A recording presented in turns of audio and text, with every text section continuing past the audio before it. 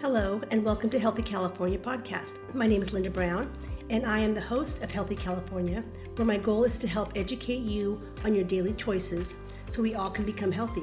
I believe you, your family, your neighbor, and your community are all looking for better ways and simple ways to return to being healthy. Many of you have health issues or have family that's going through tough times that seemingly have no answers. It's frustrating. There are questions about health, environment, foods, exercise, and lifestyle, and it can be all overwhelming. And who do you believe? And where's the science behind it? This podcast will unravel the mystery behind being unhealthy and talk about little things that we can do in our lives to make a positive change in our health from all angles. So to be healthy, we need to have physical health, mental health, environmental health, financial and social health, and of course, spiritual health. Let's answer some of these questions to get healthy. What good is just listening to a podcast? I will give you resources as well, ways to take steps and make positive changes in your life to becoming healthy. This is a journey, not an assignment, so be kind to yourself.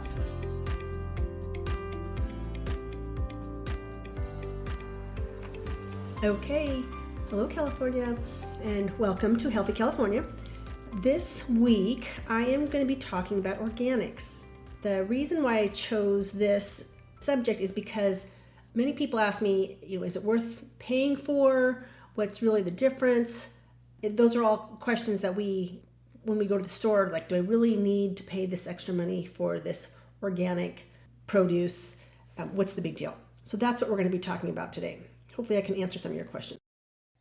What is organic and why is it important? Well, chemicals are in foods and they have an adverse effect on our body. Our body is unable to handle this burden. So that's why.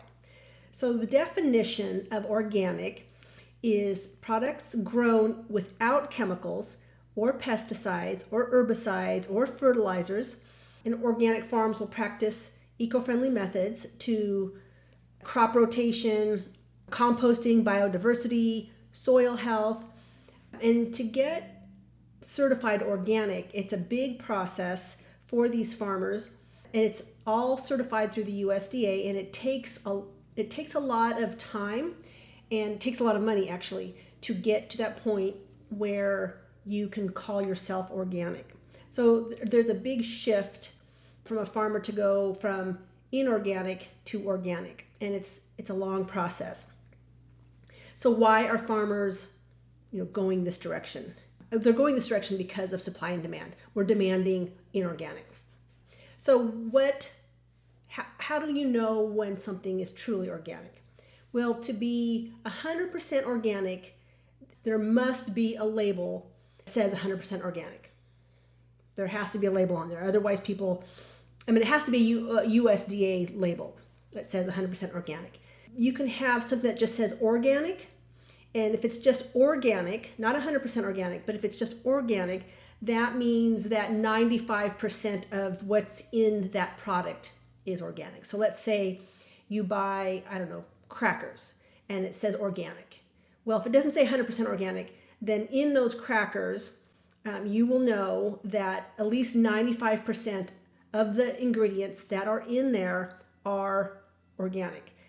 And remember, these ingredients don't have chemicals, don't have pesticides, herbicides, fertilizers. So they're grown on farms that none of that stuff touches the soil. So that is what organic is. 100% organic, and then there's organic. And then you have something that might say made with organic ingredients. So if it's made with organic ingredients, and it would say that it should be certified made with organic ingredients, that means that 70% of what's in there must be certified organic. So again, let's go back to the example of crackers. So if your crackers say made with organic ingredients, you will know that at least 70% of what's in those ingredients for that cracker is organic. And again, organic means that there is no chemicals, pesticides, herbicides, and fertilizers. And then you can have something that has specific organic ingredients. So less than 70% of what is in there might be organic. And then they can say specific, that certain ingredients are specifically organic. And there doesn't have to be a certification on there. Anyone can make that claim. So certain specific things. So then let's talk about what, the USDA certifies 100% organic, made with organic ingredients. But who is the USDA? So the USDA, the U.S. Department of Agriculture, oversees agriculture, forestry, rural development, and food safety. So the USDA supports farmers and ranchers. They protect the natural resources, ensure food safety and nutritional programs, and promotes agricultural trade and production. So that is the job of the USDA. So they are supporting farmers and ranchers, and they're just making sure everything is safe. Let's talk about meat or eggs or milk. When it says grass-fed, range-free, pasture-raised, that means that the livestock has a diet from an open pasture. So that's grass-fed. Let's just say a cow. If a cow is grass-fed, it's implied that they have free range to eat whatever grass they want that's out there. And when it says pasture finished, it's implied that that cow was raised throughout their life on grass. But sometimes you'll get things that say free range, pasture finished. Free range doesn't necessarily mean that they were eating grass. It just means that they were not confined to a cage they were not confined. At the very end of their life, they might have grass finished, which means that they were not fed grains, they were fed something healthy at the very end of their life. So that's what it means when you see something that says like free range, pasture finished. And free range just means that the livestock is not confined to a pen or to cages, like a free range chicken, let's say. So a free range chicken might not be confined to a cage, but let's say you have 100 free range chickens in a 10 by 10 space. That's not healthy.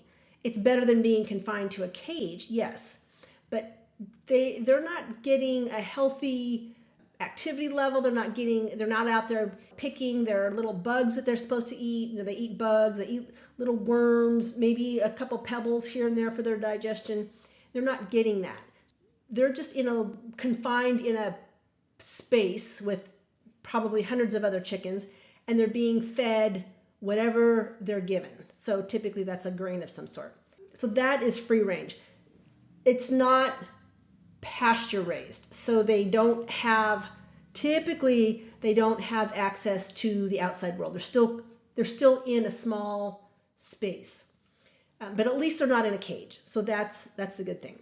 So when you're looking for meat or eggs or even milk, butter, what you're looking for is grass-fed, pasture-raised, or pasture-finished. That means that they are going to be out there eating what they're supposed to eat, moving like they're supposed to move, and if they're doing that, typically that means that they're healthy. That's what they do. If they're not eating what they're supposed to eat, they get sick. If they're not moving like they're supposed to move, they're going to get sick, just like us. When we don't eat what we're supposed to eat, we get sick. If we're sedentary, we're going to get sick. So same thing with cows. So when you have a cow that's fed, they're not moving a whole lot, and they're getting fed corn or grains. They're getting fed corn and grains because we're trying to fatten them up. The grains or the corn, typically corn, the corn fattens them up. So think about that for a second. If corn fattens them up, what is grain doing to us? And what is high fructose corn syrup doing to us? It's the corn. The corn is fattening them up. Just imagine what that's doing to us as well. That's why grass-fed is ideal, because these cows are eating what they're supposed to eat. They're not just getting fattened up. What happens when a cow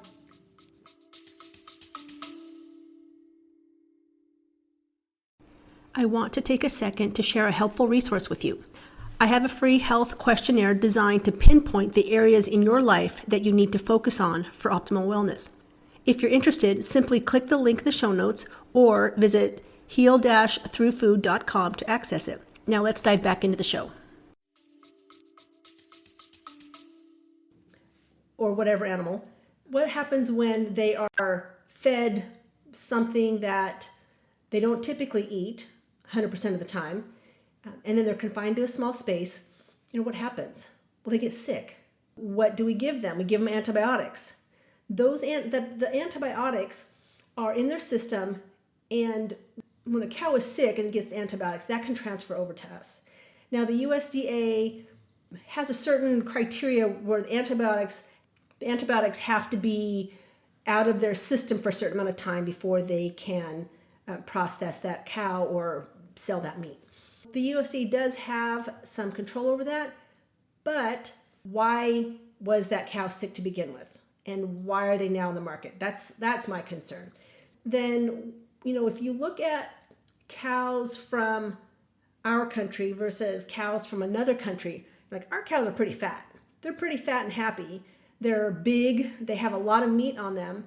And what's the difference between our cows and cows from another country? These other cows from other countries, they're not always confined in a pen. They're out wandering around eating what they can find. The difference is hormones. We give our cows hormones because one cow, if one cow can give us more meat, that cow is worth more. So a lot of times, some of these ranches will give their cows hormones to put more meat on them. Now, hormones it's a fat-based molecule. It stays in their system and it transfers over to our system. So if it stays in the fat, now imagine that hormone in milk, because that has fat in it. And then that milk is processed and we get butter out of that whole milk.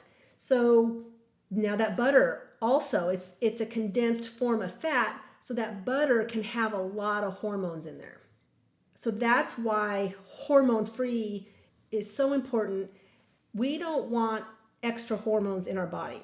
If you think about the hormones floating around there, we struggle with hormones as it is, but there's a lot of danger of having hormones in our body that we don't naturally need, and we'll talk about that. The definition of hormone-free: no hormones have ever been used in an animal, and then the hormones can pass into our body when we consume that product. The definition of antibiotic-free: no antibiotics have ever been used in the animal, and antibiotics can pass again into our body. There is some criteria on that. But if a rancher has a cow that is sick, it's a completely hormone-free ranch, and that one cow is sick, if that cow dies, that's a lot of money out of their pocket. So they might give that cow antibiotics to get them to pull them through. At that point, that cow cannot be considered antibiotic-free. And these ranchers, they painstakingly keep track of all their cows, and that one, let's say Betty, is this cow number 143 is Betty. Betty gets sick and they have to give them antibiotics. That Betty will be marked as a cow that has had antibiotics, and so that one cow cannot be considered antibiotic free. I'm not saying antibiotics are bad. I'm just saying that if you get an antibiotic free cow, you would know that there's really no antibiotics in the cow. So what's the big deal? Who cares if there is hormones in our food and antibiotics in our food? Our organic produce has stuff on there. What's the big deal? Well, it's about the toxins. So our produce, we don't want toxins on our produce. Toxins are bad, but I don't want you to be discouraged by all these things you have to keep track of. You have to keep track of the hormone free. You have to keep track of the antibiotics. What's on our produce. It'll drive you crazy. But I do want you to consider this. When you have toxins in your body, toxins are chemical exposures, they can build up in your body, which would be considered a toxic burden. Our body was meant to filter all that out. If body is a fine-tuned machine. We can filter all that out. We can be exposed to fire in the air, the smoke from these fires. We can be exposed to exhaust because we're running on the side of the road. We can be exposed to, whatever the case may be. Our body can filter all that stuff out. It can deal with it and can get rid of it. The trouble is when we build up a toxic burden. So let's say, we have this fire season and we're breathing in this bad air, and then we go to the store, eat produce that has toxins on it because it's been sprayed with an herbicide, pesticide, fungicide, whatever side, and then we drink out of a plastic bottle, and then we eat out of a plastic container that's been microwaved. It's a buildup of all that. It's a buildup of all that stuff. And a little bit is okay, but the buildup is not. And if your liver and your kidneys are two main filters, not our only filters, our main filters, if they are not working properly, then that is a recipe for disease right there. So we have a toxic burden that's building up, and then we don't have a way to efficiently filter it. What caused the kidneys and the liver to fail? Did the toxins create them to fail, or did they fail creating a toxic buildup? At that point, I don't know, but the treatment would still be the same. The approach to becoming healthier would still be the same. Where do we get these sources of toxins, environmental toxins? Where do we get them? Air, like I mentioned, we here in California now have a whole season we call fire season. So outdoor air is a toxin. And I'm not much of a mask wearer, except for sure when there is a fire, because the smoke from a fire is a lot more toxic to you than you would imagine. It can be very dangerous, especially if you already have respiratory distress of some sort. We can get toxins from our air, indoor or outdoor. If you work in a place that they require masks, they're required for a reason, or if you just are exposed to something at your work, which a lot of people are, I would say please wear a mask, because you are saving yourself, your lungs, and your body from inflammation. Toxic burden from the air. We can get a toxic burden from our personal care products, lotions, soaps, makeup, shampoos, candles, these air freshener things. That is a big cause of a toxic burden. When you put something on your skin that is a chemical, we're absorbing it right into our body. And we'll talk about that later in a whole different podcast. That's a whole big thing in itself. Soaps, makeup, shampoos, all that. Well, and then also like candles. They smell good. Air fresheners smell good. But if you have an air freshener that says, smells like Japanese pear blossom, do you really think that air freshener has real Japanese pear blossom? I can tell you, it does not. It has a bunch of chemicals that are combined to make that smell. Again, chemicals. We can get toxins from our water, our local streams, what's in your faucet, what's coming out of your faucet. In my show notes, I have a link where you can click in, find your area, and you'll find out what's in your water system that's coming through. You're going to be surprised what's coming out of your faucet. That's okay, because we all have filters on our refrigerator faucets, and if you can filter, that'd be great. Again, we'll talk about filters in a whole different podcast. And then water from water bottles.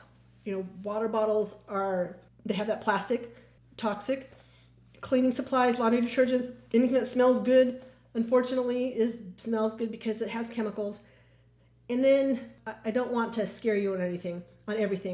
The main source of things that enter our body that's toxic is food. So that's why this is important. The toxic burdens, a lot of it comes from our food. What are those? They're pesticides, they're herbicides, fertilizers, they can be GMO, anything that has a long shelf life. If you buy something that is natural, it's not going to last long. It's intended to be eaten and within a few days.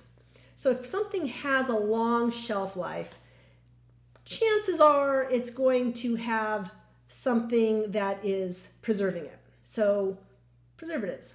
Do I expect you to know what all the fertilizers are out there? No. Do I expect you to know all the pesticides out there? No. But there's places you can find that. In my show notes, I have a whole list of them. But the one thing, without having to memorize all the things that are bad, I want you to think about going into a store, produce, going into a store and thinking about what you're looking at. Think about, for example, let's think about a tomato. A tomato should be like bright red. All these vegetables should be bright colors, right? If your tomato isn't bright red, why? Probably because it got pulled too soon, the soil wasn't good enough, because the soils are all being depleted of its minerals. What does that one tomato have a difference in than a tomato that you buy, let's say, at a farmer's market? You can go to your store and let's say pay $1 for 2 tomatoes, where at a farmer's market, let's say you pay $1 for 1 tomato. So what's the difference? The difference is productivity. Farmers that are growing these tomatoes, they want to sell more tomatoes. So they are going to give you fertilizers and pesticides to make sure that tomato does not go bad and that it looks good, and then that one tomato plant has lots of tomatoes on it. So they're going to fill this plant full of chemicals to make sure that you can get tomatoes on your table. But that tomato filled with pesticides and herbicides and fungicides, that tomato also, not only can it have some toxins on it, it also does not have the nutritional value that another tomato might, that you are paying a little bit more money for, because it's grown in a ground where the soil is depleted.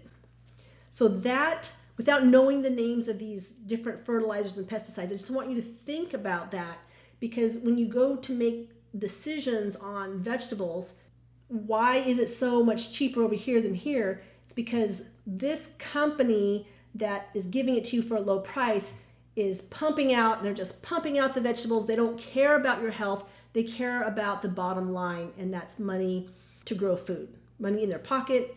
These large companies have investors that they have to make sure that the investors stay there, because they're a company, they're a huge company, where the small little farmer takes a little bit more pride in what they're growing, and they have their name behind it. I want you to think about that. The GMO, I'm not going to get into genetically modified, because there are pros and cons either way. But when you think about genetically modified crops, everything is genetically modified these days. It's really kind of hard to not find it. But if you're looking at a designer crop, like now they have, what did I see? Purple watermelon, things that aren't normal, that they may have created a different type of fruit, that likely is genetically modified. Not always. Like there are, what are they called? Plum apricots. That wasn't genetically modified. Those were just kind of put together, spliced, and then they created this. It was the splicing that created I want to say it's a pluot, a plum apricot. Things that are genetically modified, designer crops, are genetically modified. So we can get into that at a later date. So the other thing is the long shelf life. If it has a long shelf life, likely it's going to have preservatives in it. So when you go to the grocery store, you can walk around the outside. The outside of the store is going to have the things that have a short shelf life. And your produce, you're going to have your meats, you're going to have your dairies, eggs. That's all going to be on the outside, and everything on shelves have a shelf life. So the things on the shelves are the things in the middle of the store that you want to stay away from. So stay on the outside of the store. Okay, so we have talked about what organics is, why it's important, how to make better decisions at a store, toxic burden. So it's about the toxic burden building up and not necessarily about the toxin itself, because we can eliminate toxins from our body, but if we have too much, then it's hard. And if our filters in our body are not working, then again, it's hard. So again, what's the big deal? Well, if you have antibiotics or hormones from your meat, those are called endocrine disruptors. An endocrine disruptor can disrupt, an endocrine is a hormone. So it's a hormone disruptor. So if you have hormone, if you're eating hormones from a cow, that's going to disrupt the hormones in your body. And that's called, we call it an endocrine disruptor or a hormone disruptor. Some people think, well, I don't have any hormones in my body. Everyone has hormones. Men, women, children, elderly people, everyone has hormones in their body. When we think of hormones, we think of sex hormones. We forget that insulin decreases the sugar in our blood. Insulin is a hormone. We have cortisol, which is a hormone. We have hormones that increase our blood pressure, decrease our blood pressure. We have hormones that tell us when we're full, that tell us when we're hungry. We have hormones that will prevent us from peeing out too much water. We have hormones for everything. So when we have one hormone that's off, it throws off a whole cascade of other things in our body, including other hormones. When we disrupt one hormone, it's going to lead to a disruption in other hormones. So when we have a buildup of toxins or an unhealthy liver, it's going to disrupt our hormones, and that can lead to weight gain. So when we have toxins in our body, remember I said it's stored in a cow.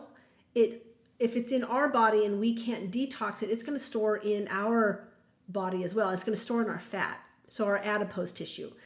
When we have increased adipose tissue, we can store more toxins. And if we have more toxins and we can't get rid of it, our body will create more fat so that it can store more toxins. And then if we have more fat, our fat is also going to disrupt our hormones because our adipose tissue creates estrogen. So, and a lot of other things. So it's one thing after another. We can gain weight by having a toxic burden. Let's say we have a toxic burden. We have more toxins in our body than what our body can deal with. That can lead to diabetes.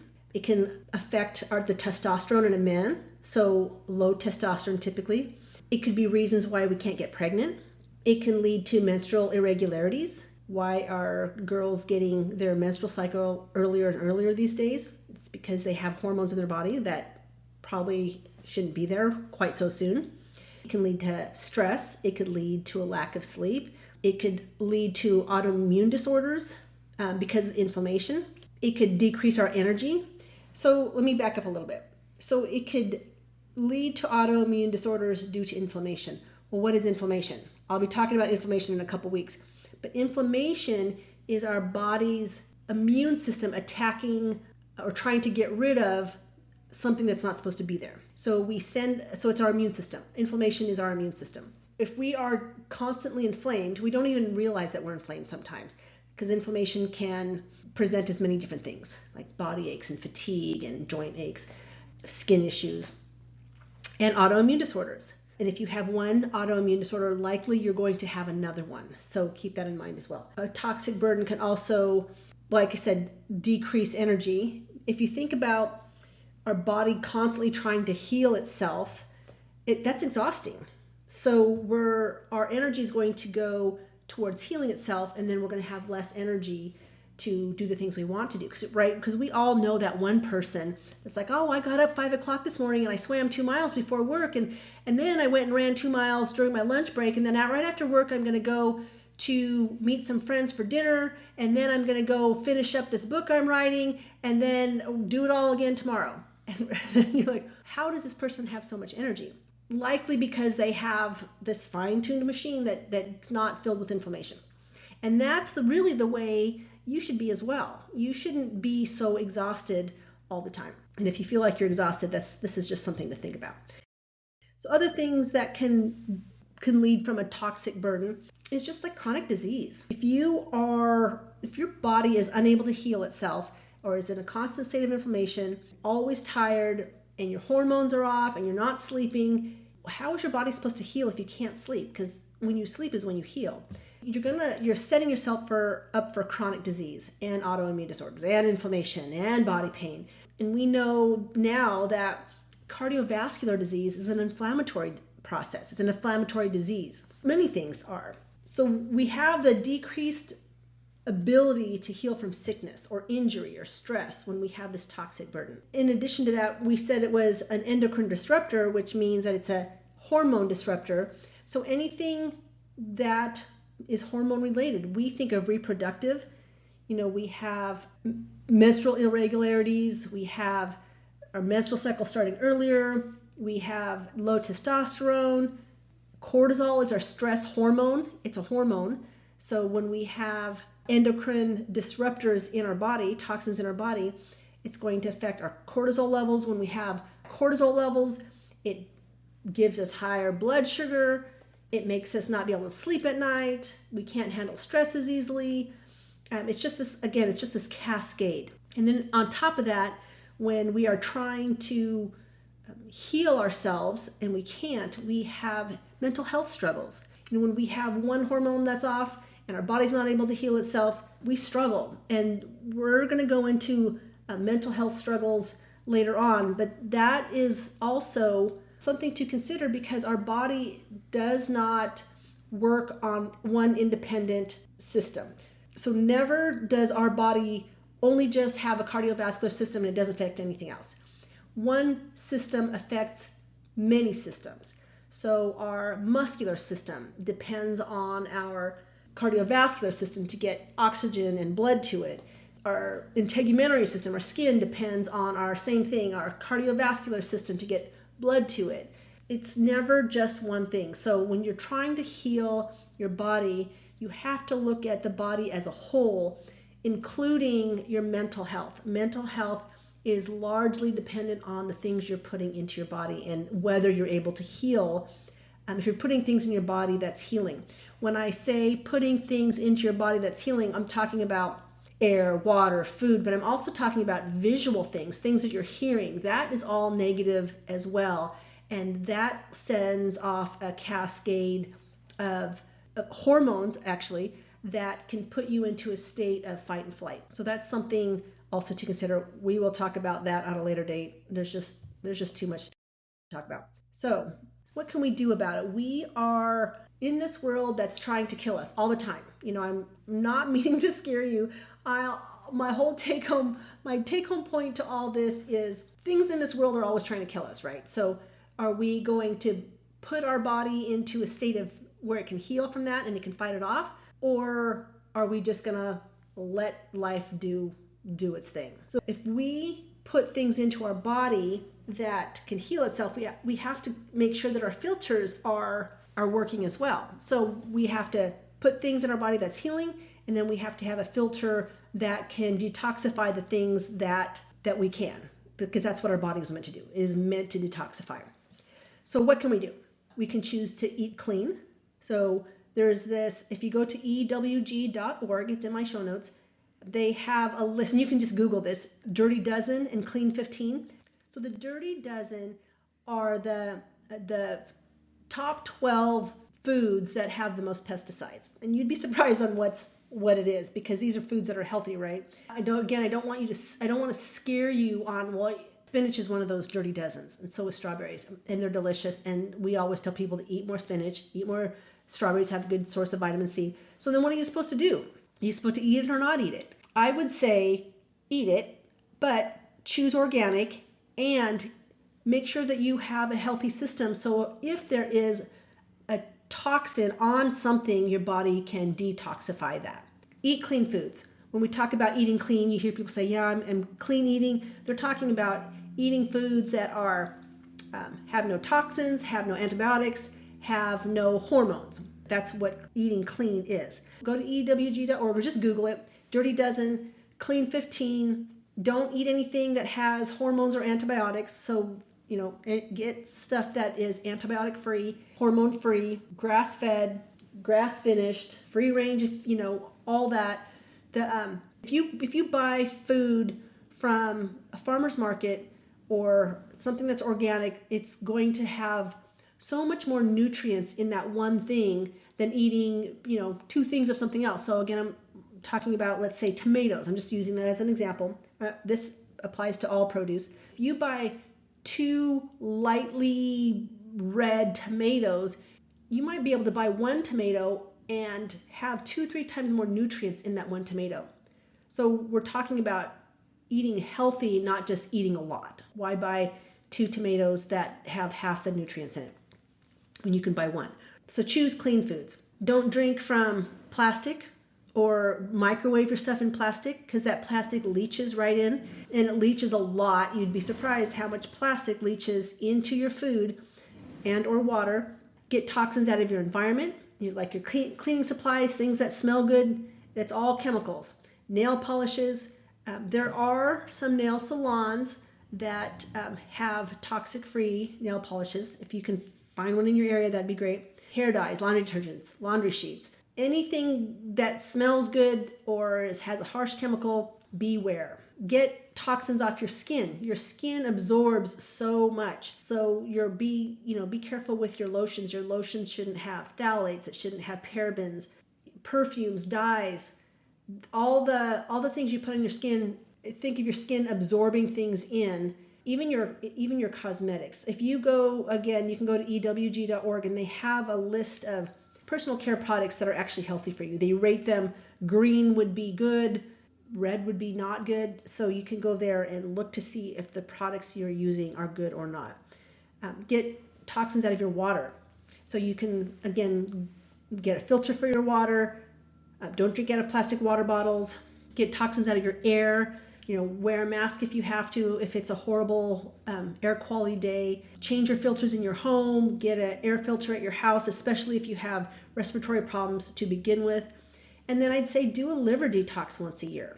Take care of that liver. That liver is working hard to get these toxins out of your body. So take care of your liver. You should be doing a liver detox at least once a year.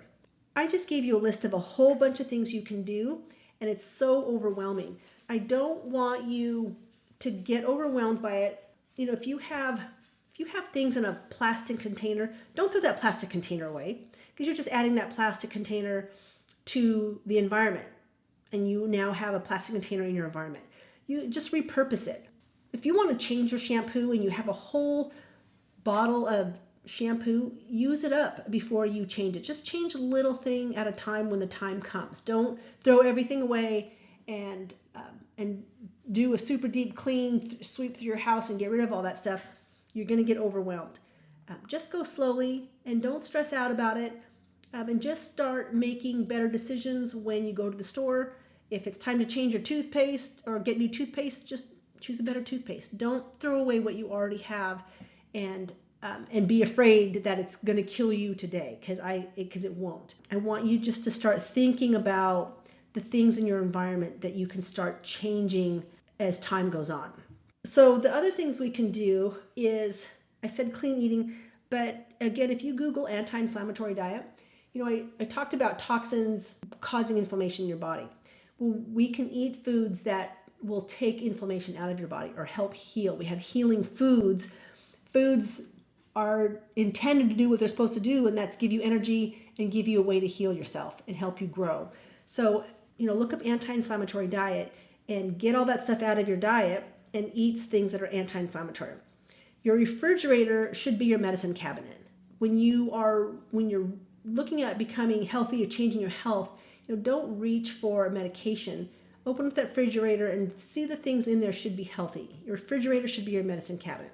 Get plenty of sleep. Sleep is when you heal. Decrease the stress in your life. Easier said than done. But stress is a fight and flight response.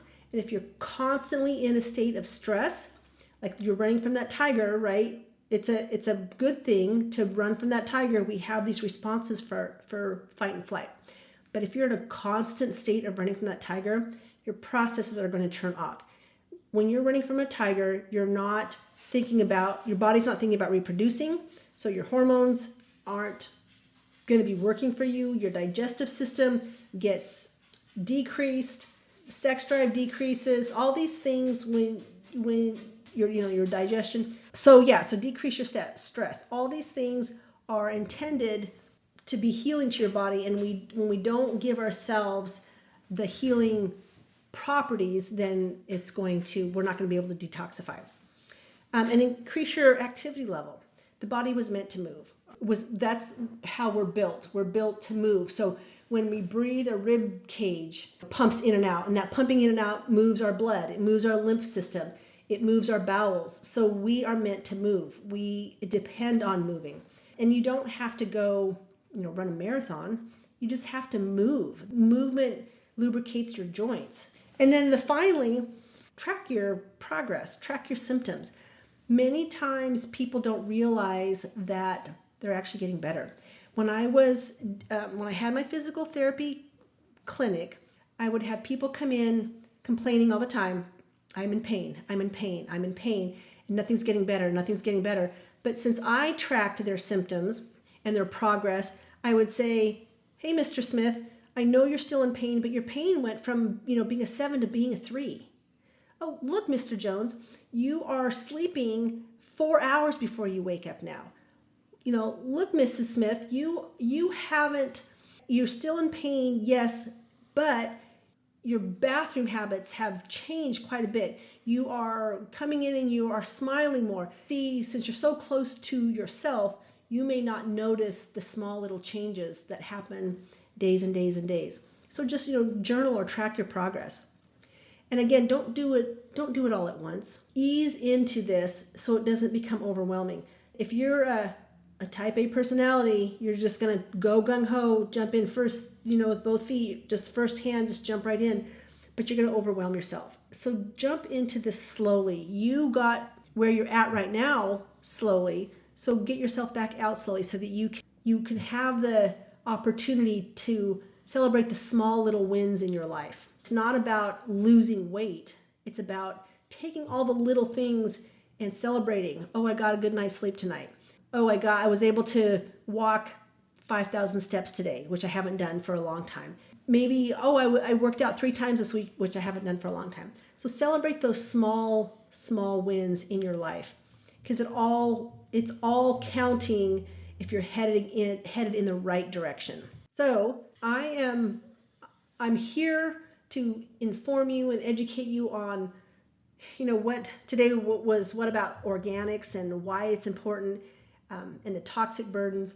I want to encourage you that the organics is important. I know it can be expensive, but it's all worth it.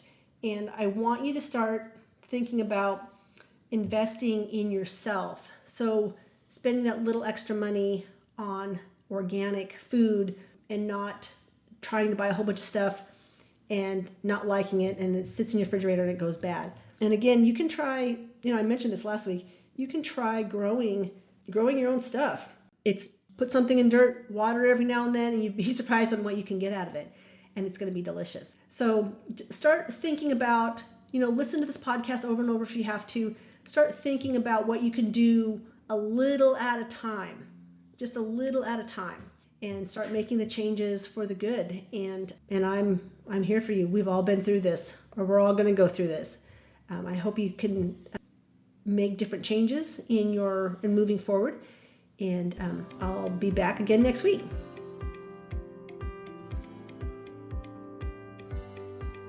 Thank you for listening to Healthy California.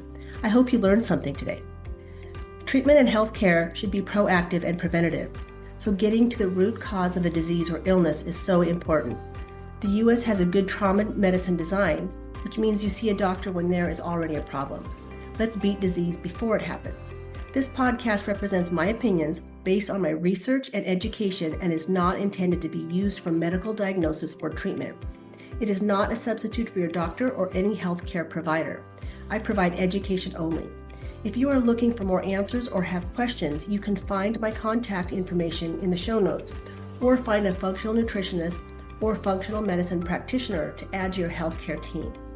In order for me to continue providing this free information, I depend on you to follow, subscribe, like, tell your family and friends about this podcast. Make sure you set your notifications to let you know when a new podcast is published. In addition, I can't do anything without my sponsors who I have personally vetted and highly recommend. I would never have a sponsor that I don't agree with or wouldn't use personally. I want you to gather as much information as possible in order to take back your health. You can do it, and I want to help you get there.